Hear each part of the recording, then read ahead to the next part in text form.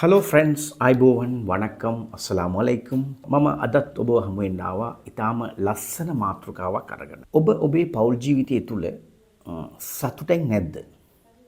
එහෙම නැත්නම් ඔබේ පෞල් ජීවිතය තුළ ගැටුම් පිරিলাද? එහෙම නැත්නම් ඔබ කොච්චර සතුටෙන් ඉන්න බැලුවත් නැහැ. ගැටලුවක් එනවා. එහෙම හිතනවද? එහෙම නැත්නම් මං අන්තිමට අහන්නම් මොනව කරන්නද? ළමයෙක් ඉන්න නිසා මම ජීවත් වෙනවා. එහෙම හිතනවා නම් අනිවාර්යෙන් මේ වීඩියෝ එක බලන්න ගොඩාක් ප්‍රයෝජන වෙයි කියලා මම විශ්වාස කරනවා. ඇත්තටම පෞල් ජීවිතය සාර්ථක කරගන්න මම ප්‍රධාන කරුණු හතරක් ගැන මතක් කරන්න තමයි අද ආවේ. මොකද පෞල් ජීවිතය සාර්ථක කරේ නැත්නම් අපිට ගොඩාක් ප්‍රශ්න වලට මුහුණ දෙන්න සිද්ධ වෙනවා. ඔය කරුණු හතර මම කියන කරුණු හතර අපි බොහෝ දුරට ෆලෝ කරොත් මම හිතන්නේ ඊටාම සතුටුම පවුලක් අපිට නිර්මාණ කරගන්න පුළුවන්. පළවෙනි කාරණා තමයි මම ගත්තේ respecting and appreciating each others. ඒ කියන්නේ පෞල් ජීවිතයේ තුල ඔබ ඉන්න husband and wife කියලා ගමුකෝ. ඒ දෙන්න අතර ගෞරව කිරීම සහ අගය කිරීම කියන කොටස අනිවාර්ය වෙනවා. ඒ කියන්නේ ගෞරව කිරීම අගය කිරීම තුලින් ඔබේ පෞල් ජීවිතය ඉතාම සාර්ථක තැනට යනවා. ගෞරව කරන්නේ කොහොමද? සාමාන්‍යයෙන් අපේ ජීවිතේ අපි කතා කරන විට අපේ ළමයි ඉදිරියේ වෙන්න පුළුවන්, තුන්වෙනි පාර්ශ්වයේ ඉදිරියේ වෙන්න පුළුවන්, ගමනක් යන වෙලාව වෙන්න පුළුවන්. අපිට කතා කරන්න අවස්ථාව වෙනවනේ. අපේ පාර්ට්නර්ට නැත්නම් අපේ සහකාරියට කතා කරන්න අවස්ථාව එනවා ආමන්ත්‍රණය කිරීමට. ඒ වෙලාවේදී ගොඩාක් ලස්සනට ආමන්ත්‍රණය කරන්න අපි හුරු කර ගන්න ඕන. මොකද එතනින් තමයි ප්‍රශ්න නිර්මාණය වෙන්න පටන් ගන්න. අපි කතා කරන විට ගෞරවයක් නැත්නම් එතනින් අනිවාර්යෙන් මනසේ පොඩි පළුදුවක් එන්න ඉඩ තියෙනවා. අපි මෙහෙම කිව්වත් සාමාන්‍යයෙන් අපි ළමයිගේ ඉදිරියේ වුණත් අපි කතා කරද්දී අපි සහකාරියට හෝ සහකාරයාට ඊටාම ගෞරවයෙන් කතා කරන්න ඕනේ. ඒකින් වාසි දෙකක් තියෙනවා. එකක් තමයි ළමයා ඒකෙන් ලස්සන ආදර්ශයක් ගන්නවා එයාගේ පෞල් ජීවිතේට. අනිත් එක තමයි අපේ සහකාරිය හෝ සහකාරයාට ඊටාම සතුටක් ලබා ගන්න පුළුවන් වෙනවා. මොකද ගෞරව කරනකොට සියලු දෙනා කැමති ඔකට. ওই ගෞරවය නැති නිසා තමයි අපිට ප්‍රශ්න ඉන්න සිද්ධ වෙන්නේ. ඒ වගේම තමයි අපි අගය කිරීම. අගය කිරීම කියලා කියන්නේ අපි සාමාන්‍යයෙන් ඕනම දෙයක් අපිට අගය කරන්න පුරුදු වෙන්න ඕන. පෞල් ජීවිතවල විශේෂයෙන්ම නෝනායි මහත්තයා ඉන්නකොට නෝනා කරන සියලුම දේ අගය කරන්න පුරුදු වෙන්න. ඒ වගේ මහත්තයා කරන සියලුම දේ අගය කරන්න පුරුදු වෙන්න. අපි උදාහරණයක් ගමු. අපි ගෙදර වැඩ ලස්සනට කරලා තිබ්බත් ඒක ලස්සනයි. අද ඔයා කරලා තියෙන එක.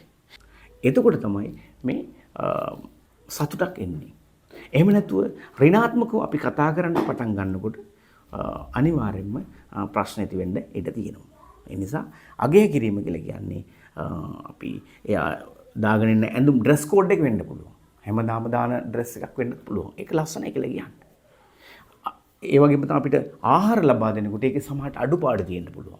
ඒවා ගණන් ගන්න තුව ඒක ලස්සනයි, ගොඩාක් හොඳයි, රසයි. අන්න ඒ වගේ දේවල් කියනකොට අනිවාර්යෙන් එතනදී සතුටක් ලබා ගන්න පුළුවන්.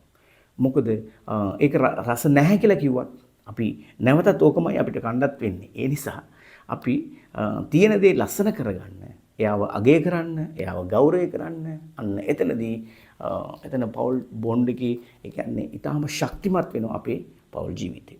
ඒක තමයි පළවෙනි කරුණකට මම මතක් කරන්න ආවේ. ඒ වගේ තමයි දෙවෙනි කාරණයට මම යනවා. දෙවෙනි කාරණය තමයි අපිට මෙහෙම කියන්න පුළුවන්. keeping a good communication and be a good listener. ඒ කියන්නේ ඔබ සහකාරියත් එක්ක හොඳ sannivedanayak තියාගන්න ඕන. ඒ වගේම තමයි හොඳ ශ්‍රවණය කරන්න පුද්ගලයෙක් වෙන්නත් ඕන. මොකද ගොඩාක් අයට තියෙන ගැටලුව තමයි අපි කතා කරන්නේ නැහැ. පෞල් ජීවිතය තුළ නෝනයි මහත්තයෙක් වෙන්න පුළුවන්, ළමයි අතර වෙන්න පුළුවන්. අපි දවසකට වාඩි වෙලා කතා කරන අඩුයි. ඒ නිසා තමයි ප්‍රශ්න ගොඩාක් මේ ගැටලු ඇති වෙන්නේ.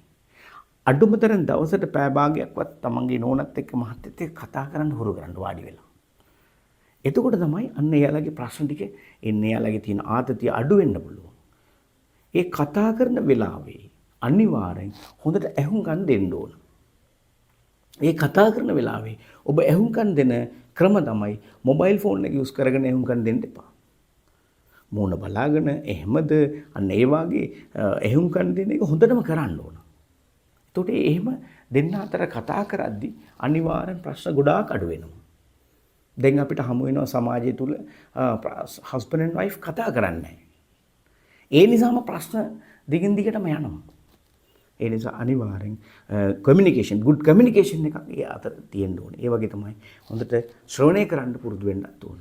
හැබැයි ඉතින් අපේ සමාජය දන්නවා අපි ගත්තොත් කාන්තා පාර්ශවයට ටිකක් වැඩිපුර කතා කරන්න ඕනේ දවසකට.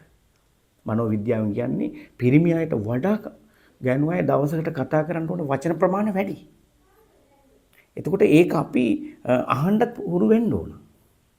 ඒක නිකන් අපි ගණන් ගන්න නැහැ වගේ අහනකොට අන්න ප්‍රශ්න මතුවෙන්න ඉඩ තියෙනවා. ඒ නිසා අපි ඒක තේරුම් ගන්න ඕන. මනෝවිද්‍යාව අනුව කාන්තාවන්ගේ සිස්ටම් එක අපි තේරුම් ගත්තොත් අපිට පුළුවන් මේ ප්‍රශ්න අඩු කරගන්න.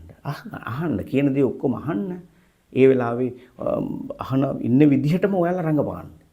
එහෙම නැත්නම් ඔතනදී ගැටලුවක් නිර්මාණය වෙන්න පුළුවන්. ඒ නිසා පෞල් ජීවිතයේ සතුටු කරගන්න හොඳම කාරණය තමයි නෝනත් එක්ක කතා කරන්න, මහත්තයත් එක්ක කතා කරන්න. දවසකට එක වෙලාවක් හරි එකතු වෙලා කෑම වේලක් කන්න. ඒ වෙලාවේ ගොඩාක් දේවල් අපිට කතා කරගන්න පුළුවන්. උදාහරණයක් අපි කියමුකෝ දැන් මහත්මයා ජොබ් එකට ගිහිල්ලා එනකොට ගෙදර නෝන මහත්තයා ඉඳලා කතා කරනවා. ආපු ගමන් කතා කරනවා. ඒ සමහරට ආපු ගමන් කතා කරන එක ඇලර්ජික් වෙන්න පුළුවන්. නමුත් ඉවසීමෙන් ඒ වහන්න කිසි ගැටලුවක් නැහැ. මොකද උදේ ඉඳන් වැඩ කර ආතතියෙන් පිරීලා ඉන්නේ කෙනා තමයි ගෙදර ඉන්නේ කෙනා. ඒකට එයාලා කියන දේ අපි ඇහුවට එච්චර ගැටලුවක් වෙන්නේ නැහැ. හැබැයි නෝන මහතුරට මම කියන්නේ ඔයාලත් ආපු ගමන්ම අහන්න ඕන ප්‍රශ්න දෙකයි තියෙන්නේ. එන්න වාඩි වෙන්න වතුර දෙන්නද? අන්න ওই වගේ සරල ප්‍රශ්න දෙකක් තුනක් අහලා එතනින් ෂේප් වෙන්න.